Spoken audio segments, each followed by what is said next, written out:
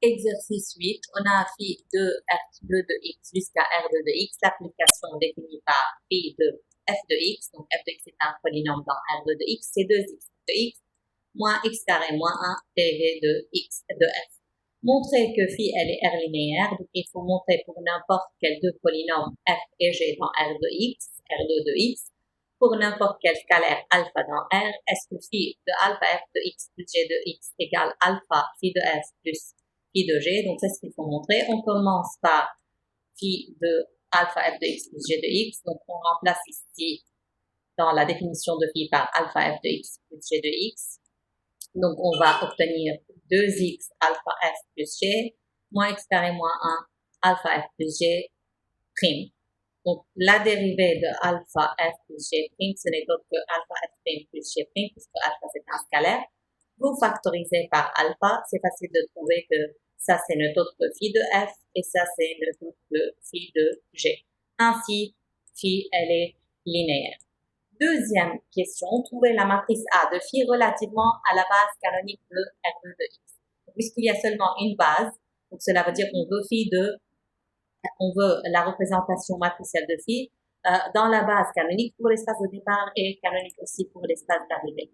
Donc, on a besoin de M phi B avec B, c'est la base canonique de R2 de x, donc c'est 1x, x2. Donc, ici en colonne, il faut trouver phi de 1, phi de x, phi de x2 et en ligne en fonction de 1x, x2. Donc, on commence, on calcule phi de 1, donc que vaut phi de 1?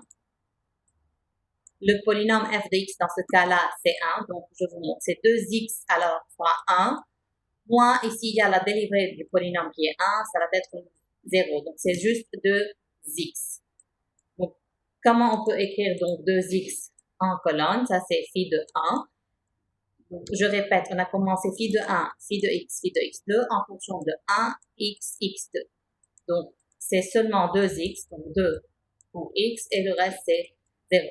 Maintenant, phi de x, là, le polynôme c'est x, donc on a 2x fois x, moins x2 moins 1 fois la dérivée de x qui est 1. Donc, ça va être x2 plus 1. Donc, pareil, en colonne, on a commencé par 1. Attention, vous ne pouvez pas une fois commencer par 1 et puis après commencer par le coefficient de x2. Donc, c'est pas possible puisque ici c'est 1 et puis ici c'est x. Donc, on est obligé d'écrire premièrement 1 pour la constante, puis 0 parce qu'il n'y a pas de x, et finalement 1 pour x2.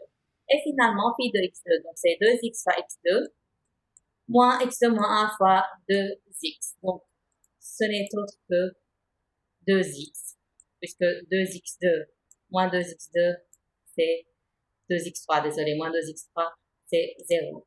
Donc, 2x, on a 2 pour coefficient de x et ici 0. Ainsi, ça c'est la représentation matricielle de l'application phi dans la base B. On continue.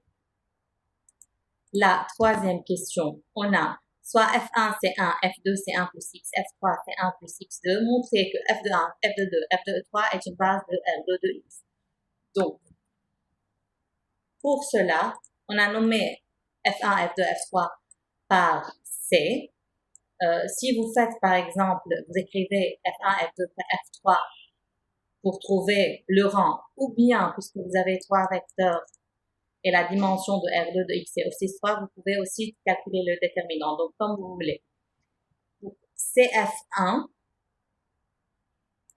on a décidé d'écrire les vecteurs en ligne, donc c'est 1, 0, 0.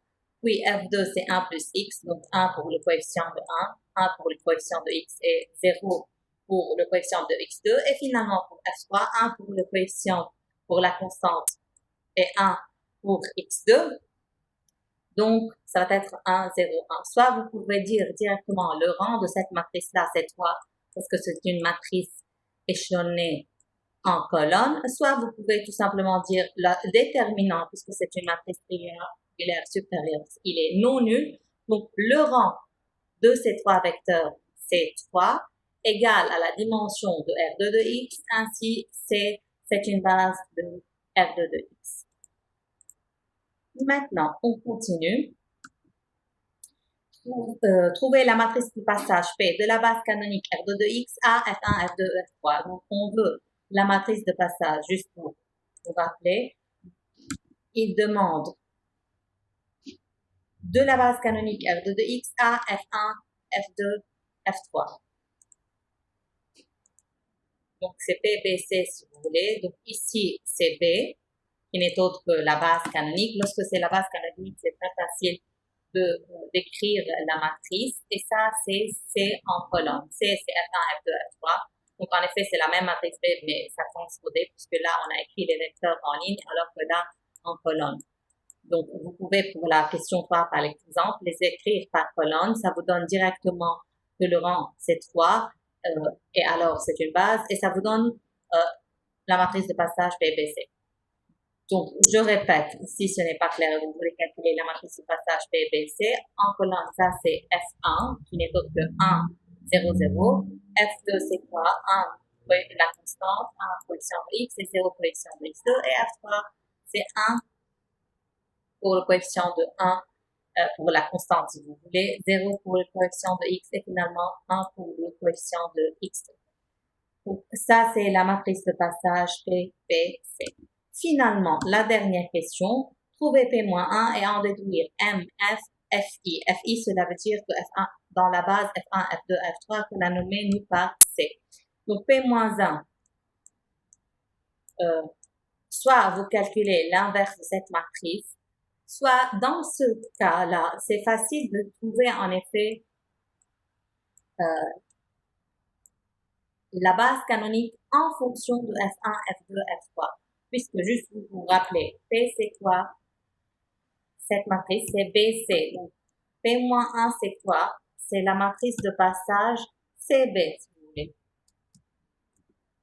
Donc ici ça va être C. Et en colonne, ça va être B. Donc, vous avez deux méthodes. Soit vous calculez l'inverse de la matrice P, soit si vous voulez, puisque vous avez F1, c'est 1. Donc, 1, c'est F1 si vous voulez. Donc, ici, c'est 1. Là, ça doit être X. Et là, ça doit être X2 en fonction de F1, F2, F3. Donc, puisque 1, c'est F1, donc 1, c'est 1 pour F1, 0 pour F2, 0 pour F3. Puis, vous avez F2, c'est quoi? C'est 1 plus X. Donc, on remplace 1 par F1, on va trouver quoi? X, c'est F2 moins 1, donc F2 moins F1. Donc, c'est moins 1 pour le coefficient de F1, 1 pour le coefficient de F2 et 0 pour le coefficient de F3, puisque ça, c'est le deuxième polynôme qui est X en fonction de F1, F2, F3. Et finalement, on a besoin de X2. Ça, c'est X2, troisième colonne. X2, c'est quoi? C'est F3 moins 1. Et 1, c'est F1, donc c'est F3 moins F1. Donc, c'est moins 1 pour le coefficient de F1. Première ligne, c'est pour F1. Deuxième ligne pour F2. Troisième ligne pour F3. Donc, moins 1 pour F1, 0 pour F2 et 1 pour F3. Donc, on a la matrice P-1 qui, donc juste, c'est mieux d'écrire toujours les indices pour que ça soit plus facile lorsque vous voulez appliquer la formule. Donc, ça, c'est la matrice de passage PCB. Dernière question, déduire M phi FI, donc M phi C, la représentation matricielle de phi à la base C, et on va utiliser alors ces deux matrices de passage. Donc, bien sûr, M phi C, on va utiliser la matrice A. Pourquoi? Parce que phi de C, on a besoin de phi de F1, phi de F2, phi de F3 en fonction de F1, F2, F3. Donc, c'est beaucoup plus difficile que d'utiliser A, qui est M phi B. Donc, comment on savoir ce qui manque? Est-ce que c'est P fois P, A fois P moins 1 ou bien P moins 1 fois A fois P? Pour savoir, donc, toujours, je vous conseille, ici, c'est CC, d'utiliser cette méthode. A, ce n'est autre que, je vous rappelle, c'est la matrice A, c'est la matrice de phi relativement à la base canonique, donc M phi B. Donc là, vous avez BB. Donc, ce qui manque, on commence par un C, puis on a B après, puis on continue B et finalement C. Comme ça, C, B, on commence par C, on termine par C. Ici, il y a B, donc on a besoin de B. Ici, il y a B, donc on a besoin de B ici. Donc, ça, c'est la matrice de passage PCB, PCB qui est autre que P-1, et ça, c'est la matrice de passage PBC qui n'est autre que P. Donc, on fait le produit de ces trois matrices-là. Vous allez trouver MIC. Donc, cela donne que phi de f de 1, c'est quoi? Phi de f de 1, c'est en fonction de f1, f2, f3. Donc, juste pour conclure, phi de f1 ici, ça va vous donner moins 2f1 plus 2f2. Alors, phi de f2, ça va vous donner moins 2f1 plus 2f2 plus f3. Et finalement, phi de f3, c'est quoi? Moins 4f1 plus 4f2.